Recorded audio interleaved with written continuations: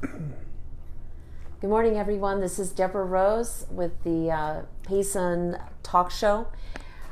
Please join us soon. We are going to be talking to the Arizona Fish and Game Commissioner, Jim Goughnour. So before we do that, though, I wanted to thank Cameron Davis, who's behind the camera. This is his brainchild. He's with Razor Fin Media. He owns it.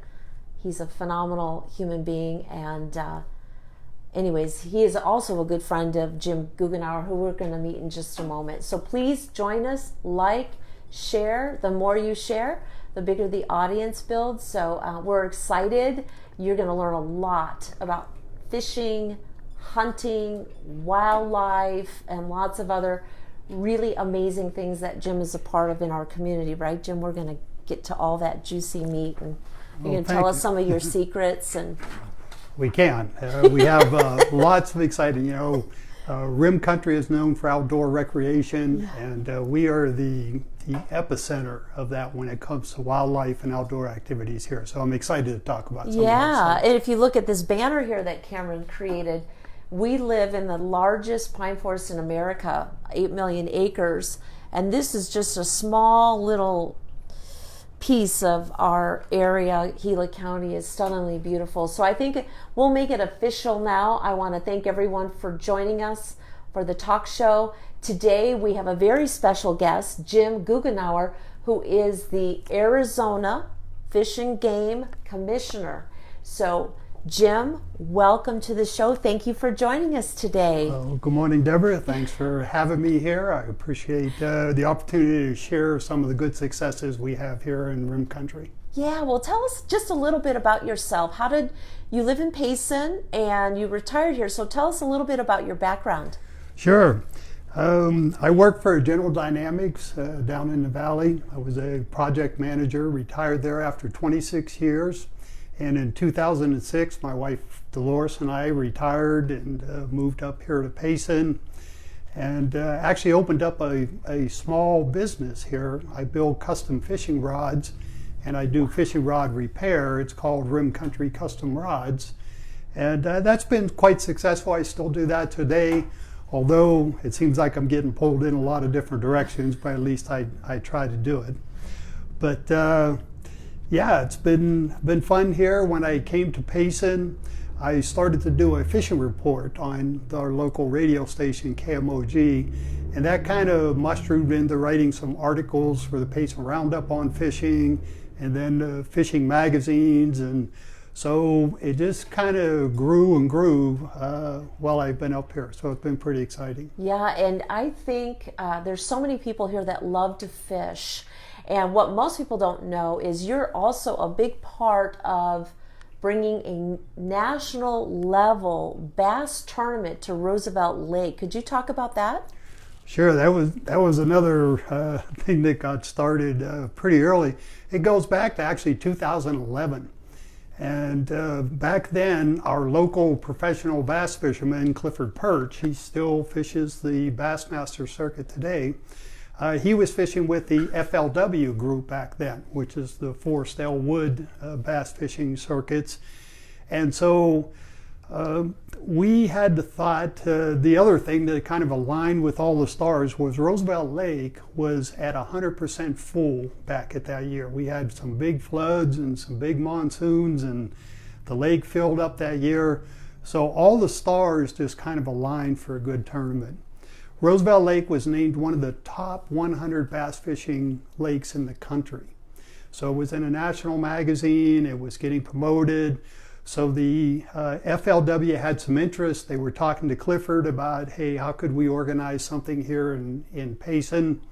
So Mayor Evans at the time and Cameron Davis was with the Parks and Rec. They called a few of us that have some experience in fishing, myself and Dennis Perch and Don Heiser and a few others, Ronnie McDaniel, and Craig Swartwood was in that group. So we all kind of brainstormed and thought about how could we approach this and get it. One of the problems with Roosevelt Lake is that it's so remote down there. There's not a lot of infrastructure in Tonto Basin. to actually hold a tournament. Not enough hotel rooms, not enough restaurants, and so, but Payson had all that stuff. So we needed to figure out a way where we could hold a tournament here, but at the same time energized, have a lot of people go to it. So we came up with the idea of holding the final day weigh-in in the town of Payson. And so we worked with FLW and a lot of work through Cameron to work it all out with the town, because these are all legal contracts. It costs money to bring these tournaments here. It doesn't just happen like that. So a lot of work behind the scenes with all these guys to bring our first tournament here in 2011. Since then, we've had one every year. FLW had like 3 or 4 different series. They came out. And then another event was the Wild West Bass Trail. Now they're kind of more a West Coast kind of bass fishing tournament, but they specialize more on the West Coast of the U.S. So they've been coming every year now. Jeremy DeHart is the tournament director there. A great guy to work with. We had the Western Outdoor News, the Wand Bass Fishing Tournaments. So all these events are national level type organizations. They get lots of publicity. And I always remember Craig Swartwood telling us that we were looking at the cost of the event, and Cameron was getting hammered over the amount that the town was going to have to pay to bring an event here. And Craig Swartwood said, where else for this amount of money can you get a national audience to watch Payson, Arizona do a live weigh-in here? So it kind of set the stage, and I credit those guys for setting a good foundation that we still follow today, that footprint that's in place for those tournaments, and it's been very successful. Over that, since 2011, we estimate that it's over $2 million economic impact to Rim Country based on these fishing tournaments. So how did Cameron, I have a question for Cameron. By the way, if you have any questions for Jim, feel free to ask while you've got him here. But I have a question for Cameron. How in the world did you generate the income then to bring those tournaments to Payson? We got it in the budget. And it was a lot of work to do that, but they finally saw the significance in the marketing and promotional part of it. And probably nobody's hearing this, so you might have to say this back. Okay, so he just said that he put it in the budget. Duh. Oh, wow. You make it sound so easy. Oh, right. Yeah. But it did get easier year over year as we started to see the numbers and we started to see the economic impact. We actually did a survey that we handed out to the fishermen and the families that came with the fishermen. And we said, how many days did you spend in Payson? How many meals did you eat out? What type of activities did you do when you were in Payson? So at the end of that, we were able to take those surveys and statistically show that they had a significant economic impact to us. So each year when we were able to put those numbers together and come up with what we thought was the impact, it became easier to where we are today, thanks to Cameron, that Courtney Spahn just puts in the budget and everybody signs it off. So we're good wonderful. now. That's wonderful. Well, thank you for being a part of that. So let's get to the heart of the matter. I really like your shirt, by the way. It's, I said earlier, it's like a BAM kind of shirt. Tell us, how did you become the Arizona Game and Fish Commissioner? So it's a long process. This kind of goes back a few years too, where I think we first became involved with I first became involved with the Game and Fish was back during these events. In 2011, when I said that we were going to hold a final day weigh-in here in Payson, that meant that we were going to transport fish from Roosevelt Lake and drive the 14 miles up here to Payson. And the weigh-in was at the Walmart parking lot. And still today, people talk about the crowd that was at that Walmart parking lot for that first event. I mean, literally, they were stopping on a beeline to watch the weigh-in. So, but in order to get an approval to transport live fish, you're not allowed. There's state statutes that prevent moving live fish like that. So we had to get a special letter from the department. We had to develop a process. We had to tell them all the cautionary things. There was a wildlife manager that actually rode with the fish from the lake to Payson and then from Payson back down to the lake. So we released them so they could verify that we had zero mortality. You know, the whole goal is to release these fish live back into the lake so that other people can catch them. So we put a lot of emphasis in making sure that we handle the fish properly. So that was kind of the start of my engagement with them. A couple of years later, Roosevelt Lake fell on some hard times. The water levels went down, and there's it's actually a bait fish that's in Roosevelt Lake, and it's called a gizzard shad. And it's a small bait fish. A lot of lakes have them, and they're usually pretty productive. But because of the makeup of our lakes here in Arizona, they're more like impounds. And if you ever took the water out of one of our lakes, the entire bottom of it is not much more than sand and river rock in there. It's much like you see down at Tempe when you drive by the stadium there. So these gizzard shads started to multiply enormously down there, to where the fishing started to really fall off. We were talking to fishermen who fish on Roosevelt Lake every day, and they were telling us for almost a year that something was wrong with that lake down there. They weren't catching the numbers of the fish, they weren't catching the size of the fish. The crappie fishermen were telling us the same thing. So after a while, we started to contact the Game and Fish and said, what do we do here? So they brought a group of their representatives up here. And one guy that I'll mention specifically, because he had a huge part of this, was the aquatics branch chief. His name is Chris Cantrell. Chris is still there today. We explained to him the problem. He understood it. So they went out and did a survey of the lake. And they actually electric shock the fish, and they get a statistical count of how many fish are in the lake. And after they did that survey, they determined that in fact there were less fish and they were smaller, and the largest number of fish that were in the lake was gizzard shad, and it was like 70% of what they surveyed were gizzard shad. So they knew they had a problem. So over the next 2 years, we worked with the Game and Fish closely, almost on a daily basis, to come up to develop a process of bringing Florida strain bass into our lake. And Florida strain is just another, you can't tell a difference from a Florida strain and a northern strain that's in the lake. If any of us caught one, you'd take a biologist to tell a difference. But what's good about them is they are ferocious eaters, and they grow larger than a northern bass. So my prediction is that the next state record bass is going to come out of Roosevelt Lake in a few years from now. The other thing, the other part of the solution was to put habitat into the lake.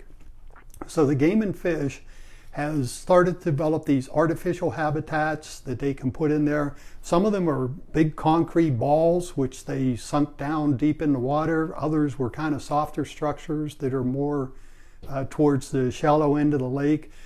But it gave a place for bass to hide, for crappie to hide, and for predators to hunt. And after 5 or 6 years of this, and we're going to knock on wood, but the surveys are now showing that the numbers of gizzard shad have leveled and slightly fallen in the lake. In the meantime, these Florida strain bass are growing. They're starting to spawn. This is the second or third year that they spawn down there now. They're probably in the 1 to 2 pound range and still growing and still have an effect on the lake. So we're hoping with the amount of water that's in Roosevelt Lake that going forward we'll get back to one of those top 100 things. But that was really the start of my involvement with Game and Fish. After we had that successful campaign down at Roosevelt, people here in Rim Country, people at the department that I respect, they all were encouraging me to apply for the commissioner position. And it took me a couple years to get appointed, but I went through the process based on a lot of input, and this year it worked out. And this year, just in February, you were appointed at the state level. And so what is your task? What do you do? So the commissioners are driven by state statute. We have rules at the state level that explain all the functions of the department, how the department works, how the commission works. And there's also rules as part of the Arizona Administrative Code or rules that talk specifically about actions within the department. But per that state statute, the commission's responsible for implementing policies. We're kind of, if you think about the board of directors for a company, we're supposed to be the 5-year down the road kind of vision people so that we can keep the department going in the right direction. We set limits on hunts and methods of take. So when we talk about, well, how many deer tags or elk tags are we going to put in rim country, or how many javelina, or what's going to be the count, we're the ones that do that. Mm-hmm. We also have a part of our jurisdiction is to revoke licenses. Unfortunately, we have people who break our game laws, and so every month there's not a commission meeting that we don't have to address some issues that were there, and we have the authority to revoke licenses, sometimes up to a lifetime. Typically a 5-year, but for repeat offenders it can actually be a lifetime revocation. So those are the types of things. Getting out and promoting the department, just like what we're doing here today, is part of a commissioner's job, to talk about the department and the things that we do. Mm-hmm. Well, I know we have a lot of hunters out there. We have a lot of game. Talk to us a little bit about the wildlife and what kind of animals you can actually hunt in the state of Arizona, because I know there's a lot of people listening that are really interested in the lottery and being chosen to do their hunting. So I tell everyone that just like you, I did not get drawn for a turkey hunt in Unit 23 or 22 this fall. So if you want to complain about not getting drawn, I'm not the guy to be talking to about this. So don't post that on the Facebook. Duly noted. But we're fortunate here in Rim Country. We are the mecca for wild game here. When you think that we have all the top species here. We have the elk, we got the mule deer, we got the coos deer, we have mountain lions, we have javelina, we've got the bear. Different parts of the state, they have 1 or 2 of those things, but they don't have all of them like we have here. And that's why our units up here, 22 and 23, our game management units, are so sought after by hunters. We do a lottery, you're correct, because we just have so many people who want to hunt. Years ago, the Game and Fish Department did a survey for hunters, and they said, what's more important to you, to kill a large animal every year or the experience of the hunt? And overwhelming, it was the experience of the hunt. So it wasn't so much that we have to raise big deer, or elk, we just have to provide opportunities for our hunters to be out there. Now, having said that, Unit 23 is a special management unit. If you look at the amount of tags in Unit 23 that are issued, they're about half of what's in Unit 22. And the reason for that is for guys who are looking for the larger animals, the more mature animals, they have a unit that they can go hunt in. And then we have what we call a normal or a population hunt in Unit 22. So we're fortunate here. It requires a lot of work. Every year there are huge surveys that get done both by aerial flights where our wildlife managers actually fly over the region and do counts. And there's a very sophisticated process. It's not just guys up there with a little clicker talking about how many elk they saw here. It's actually a confirmation process where one person sees a herd and another person in the airplane has to confirm that they see that same herd. And they both have to come up with a number for that. And then there's an arbitrator who looks at it. So the good news is when I talk to our local wildlife managers and I say, based on what you submitted for survey reports, how does that reflect on the amount of tags that were issued? They're in 100% agreement with the area. So we have a lot of hunters that get frustrated because they didn't get drawn. They haven't been drawn for a lot of years. We kind of understand that, but that's the process we use just with there. So if someone keeps getting picked, there's people in life that's always seem to win everything. Do you just look at their name and go, oh no, never mind, because they got it last year? Or do you have to choose that person again? Absolutely. It's a random computerized selection. Each person is given a number and the computer spits out a random number. And so people that have 0 bonus points can easily get selected just by the random chance. But every year it's like that. The only thing that's certain is the commissioners say that while you're a commissioner, you will never be drawn. Statistically, it just seems to be that way. But we don't want to lose sight that in Arizona, the Game and Fish Department manages over 800 species of wildlife. And people kind of lose that. They say, oh, the Game and Fish Department, you're about hunting and fishing. We're not. The department is about a whole lot more than that. There are non-game units, there are education units down there, or branches. There's wildlife branches, and everything from endangered species, from lizards to elk, are managed by the Game and Fish What Department. about the Mexican gray wolf? How's that project going? Project is going well. The latest count that they had is about 130 wolves that are on the landscape.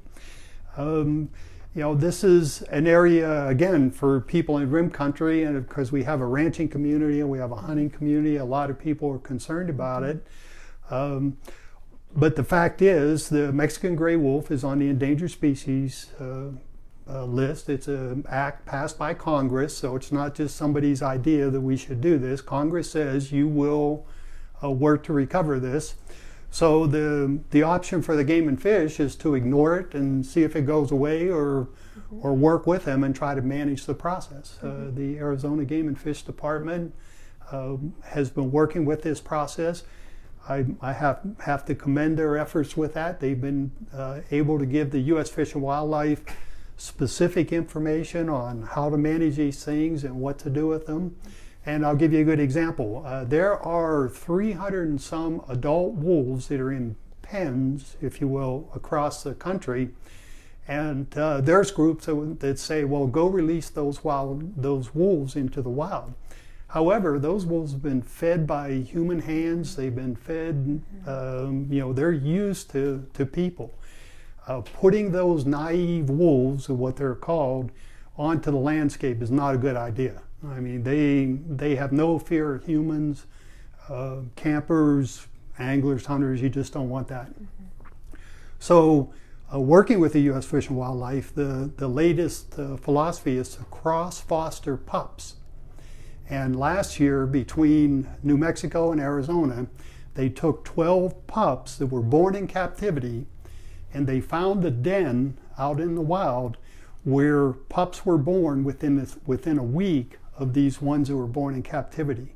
They literally take these pups from captivity, fly them out, hike them out, get them into a den. When the mother goes away, or they tranquilize the female wolf, they put the babies in there and they literally roll them all together, get the smell on them, get urine all over all of them. And when the mother comes back or comes to, all of a sudden she's got 2 more pups than she had before, but it works. She adopts those pups, and they have successfully raised those pups to adult and breeding adults. Huge step for the program, and very significant. Wow. Is there any questions, Cameron? Yes, we have a couple of comments. Let's see. Melissa asks, how are the Riverbanks now that the campers cannot camp there? Are they coming back? I'm not exactly sure. Yeah, I can address that. Yeah. So the question was, along the riverbanks and the riparian areas along our streams, the Forest Service put a rule in place to try to keep campers off the banks so much, and give a chance for the banks to kind of restore to their natural beauty that they had. It's probably too early to tell because we haven't been doing this very long. It takes years for these riparian areas to recover and to get natural growth back in there. And a lot of times, once again, due to a lot of foot traffic in there, you end up getting non-native plants growing along the riverbanks, and sometimes you have to go in and take those out so that the natural ones can grow back in there. So for Melissa, I'd say stay tuned. We're probably a year to 2 years away to where we can see some improvement. And Sandy asks, on the hiking trails in Payson area, are they safe for tourists? Have there been any mountain lion or bear sightings on the trails, or are they further away from the population? So, good question. No, they are not further away from the population. The question is there any danger in hiking trails around Payson? I would say, generally speaking, no, but I would add a big caveat there. You never go outside without thinking about that type of danger that could be there. Especially now, it's summertime, water is scarce in the mountains, even though we had a good wet winter. Our monsoons haven't quite started yet. So if you're out there on a trail, I would always be prepared. Pepper spray is a good thing to always have in your pack. If you see an animal, remember this, don't ever run from it. It's just like your cat or your dog. If you run, it'll run after you. Stand your ground, look as big as you can, and just don't intimidate that thing at all. Just walk back slowly while you're looking at it. Great question, though. Yeah. And then Edna says, I never realized that much effort has been put into restoring the fish population in Roosevelt Lake. Thank you very much. We appreciate that. And, going back to that, one of the other things that we emphasize when we go out as commissioners, I don't think people understand that the Game and Fish Department gets 0 tax revenue dollars from the state. I mean, let that sink in. All the money for the Game and Fish Department comes from license sales, donations, grants, federal grants that are submitted. So there's a lot of work. Discretionary funding is key to the success of the Game and Fish Department. A few years ago, they came up with a program called Point Guard. And this is a program, and this is kind of, I'm pleading, anyone who's listening, think about this if you get a tag. Point Guard is a program that for $5, you can ensure that if you get drawn for a tag, and for whatever reason you can't go on that hunt, you can turn that tag back in and you do not lose your points that you had. So we have hunters right here in Rim Country that have 20 points, bonus points to get drawn for an elk. And they finally get drawn, and then for whatever reason, family issues, whatever it is, they can't go on that hunt. And they lose their opportunity to do that. And we get hunter after hunter that comes to the commission meetings asking to be reinstated for these things. So it costs $5. It's a discretionary fund.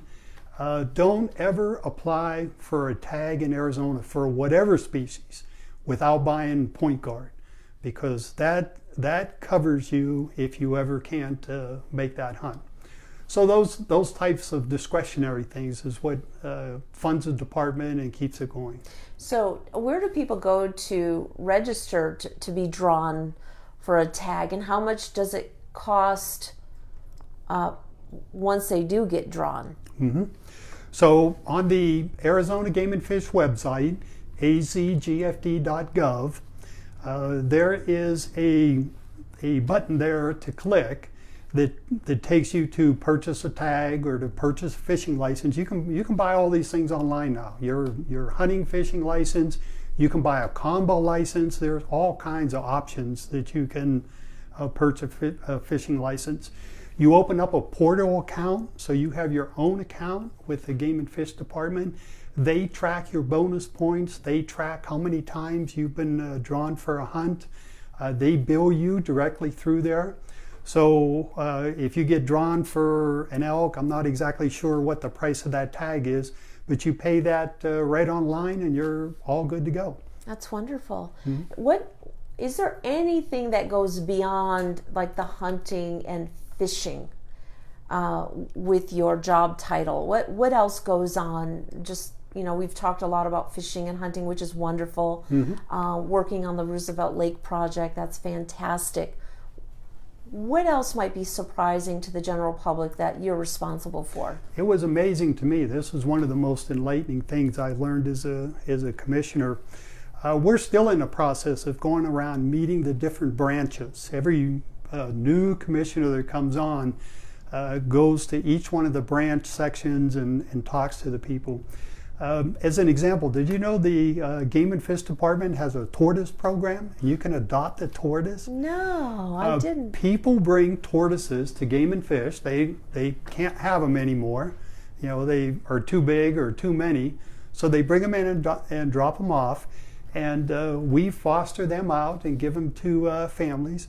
They go out to the classrooms. They go to elementary schools. They go to high schools. You know, depending on the grade level, they kind of match the program to that. So the education part of it is huge. The other thing that was just amazing to me is our wildlife managers. They're not like wildlife managers when I was growing up. You know, when you got out of high school, you thought, oh, I'm going to go be a game warden. It's not like that today. Our wildlife managers are all biologists. The majority of them are biologists, or they have some degree associated with wildlife. And these guys are smart. There's a lot of guys with doctorate degrees. And when you go in and listen to these guys and you learn the science behind, it's not, when it comes to managing wildlife, it's extremely difficult. You have to have a lot of science base. You have to have analytical decisions that drive everything from how many tags you have to how many tortoises you're going to give away, or to go back to different agencies like the U.S. Fish and Wildlife and explain why the endangered species does not need to cover a certain species here in Arizona, because we've done the work ahead of time to make sure that it's not an endangered species. Yeah, that brings up for my own 3 questions, but I have a quick question too. What about the wild horses? You know, I don't know if you've seen this story that's gone viral on a 1-week-old colt that was mauled by a cougar and taken in by an equine. They just work out of the, for free. And his name is Rimson, and everyone's rooting for Rimson. Now he's 3 weeks old. It looks like he's going to survive the attack. Do you at all manage the wildlife in terms of the horses that are free range and out in the wild? We don't. Okay. And those are federally protected horses. The Wild Horse and Burro Act that was passed years ago. But it's a significant topic. It's a significant topic among hunters because there are far too many horses on the landscape. Surveys are easy to do with horses. Areas where you should have, pick a number, 1,000 horses, there's 6,000 horses in that area. So people are struggling with what to do about that. Yeah. What do you got, Cameron? Nothing? Oh, we're out of time. Oh my gosh, we're out of time. Well, one last closing comment. Speaking of too many animals, there's too many coyotes. And they are wiping out a lot of pets in town and things like that. So there's a huge concern because they're everywhere. I see coyotes every day just trotting down the road in these subdivisions. Who do people call if they're having issues with coyotes? Right. So that's why we have the Game and Fish Department. Call your local wildlife managers. They will come out and investigate each and every one of those. Coyotes are predators. You're allowed to hunt coyotes, and as you can all fur-bearing predators. Once again, the Game and Fish rule book has all the information on there to go do that. But coyotes are smart. They're resourceful. Always beware. If you live in a place like Rim Country and you have dogs or cats, make sure you're alert at all times when you're outdoors with them. The wily coyote, yeah. Well, Jim, I could just go on for hours with you. Our time's up already. Do you have any last closing thoughts for the general public that you want to make sure they know about before we end this program? Well, just an idea. A lot of people say, "How can I help with things?" And we talked about this 800 species. The Game and Fish Department is not about just hunting and fishing. So we tell people that if you want to get involved, but you don't feel comfortable buying a license, and anybody can go online and buy a license whether you use it or not. Those monies go in to support the game and fish. But we also have a conservation package. I think it's $25, don't quote me on that. But those dollars go towards conservation of wildlife, and that's what the Game and Fish Department is about. So I encourage everyone, get involved, help the Game and Fish Department. We're all trying to do the same things here, although some people try to make it sound like everything's adversarial and you shouldn't be out there in the woods at all. But work with the Game and Fish Department. We're all on the same side, and I hope that everyone will do that. Thank you so much. I've learned so much today because of you. So thank you for joining us. Thank you for your service. You have 5 years as Arizona Game and Fish Commissioner. And if there's anything that we could do, just let us know. But thank you for your time today. Well, thank you. I enjoyed it, Deborah. Yeah. Thank you. Thanks Appreciate for joining us. Make sure you share this program. There's a lot of new people moving to this area that need to have this information. So please share. Thank you, Cameron Davis behind the camera. Thank you, Jim. Have a great day.